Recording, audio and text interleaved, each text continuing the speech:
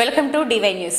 మెదక్ జిల్లా రామన్పేటలో ఆర్యవైశ్య మహాసభ 75వ వజ్రోత్సవాల సందర్భంగా ఆదివారం ఉదయం 11 గంటలకు ఘనంగా పూజా కార్యక్రమం నిర్వహించడం జరిగింది. మరియు చిన్న పిల్లలచే మట్టి వినాయకుడి విగ్రహాలు తయారు చేసే కార్యక్రమం చేశారు.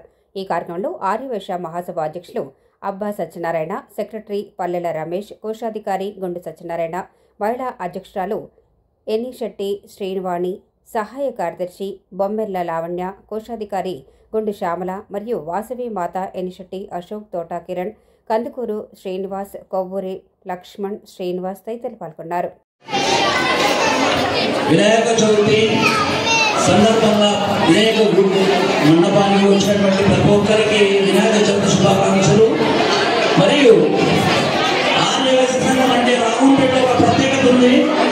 108 కోట్లలో కూడా మన నరేశ్వర గుడి కూడా మన రామంపేట పట్టణంలో ఉంది. అది మనకు వైశ్యులకు గర్వకారణం. మరియు ప్రతి ఒక్కరు కూడా వైశ్యులు మాతృమూర్తులు కానీ, పురుషులు కానీ, యూత్ కానీ ప్రతి ఒక్కరు ఒక తాటిపై ఒక ఐక్యత ఉండి ప్రతి ఒక్కటి కూడా మనము చేయడం జరుగుతుంది. దాని యొక్క చిన్నపిల్లల కార్యక్రమం కావచ్చు, దాంట్లో కావచ్చు, మన సంస్కృతి ఉట్టిపడేలా మరి మన ధర్మము దేశము వచ్చేటట్టు కూడా ప్రతి ఒక్కటి కూడా మనం చేసుకునే అవసరం ఉంది.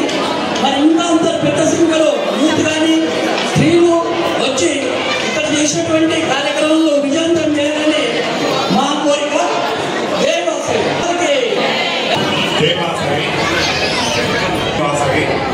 ఈరోజు మన రామాయణ ఆర్యవైశ్య మహాసభలో 75వ వజ్రోత్సవ కార్యక్రమాల్లో అందులో భాగంగా ఈరోజు దాండియా కార్యక్రమం సాయంత్రము మహిళలచే పోరాటము ఇవన్నీ ఏర్పాటు చేయడం అనేది.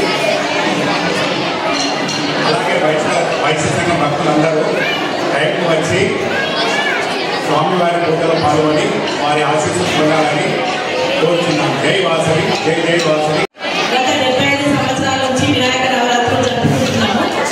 ఈసారి వజ్రోత్సవాలు కనుక అంగరంగ వైభవంగా కార్యక్రమాలన్నీ నిర్వహిస్తున్నాము.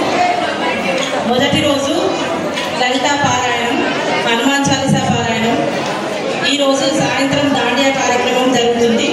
రేపు ఉదయం పిల్లలందరి చేత మట్టి వినాయకులు తయారు చేసే కార్యక్రమం ఉంది. సాయంత్రం మగవారికి అందరికీ కొన్ని వినోదాత్మక కార్యక్రమాలు చేపట్టడం జరుగుతుంది. ఈ కార్యక్రమాలు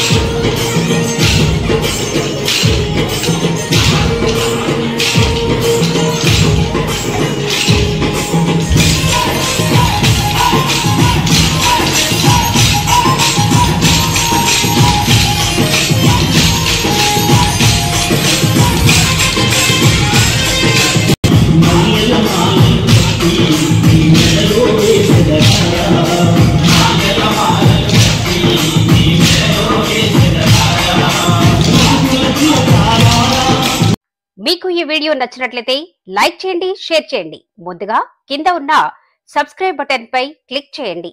ఎల్లప్పుడూ అప్డేట్ సమాచారాన్ని పొందండి.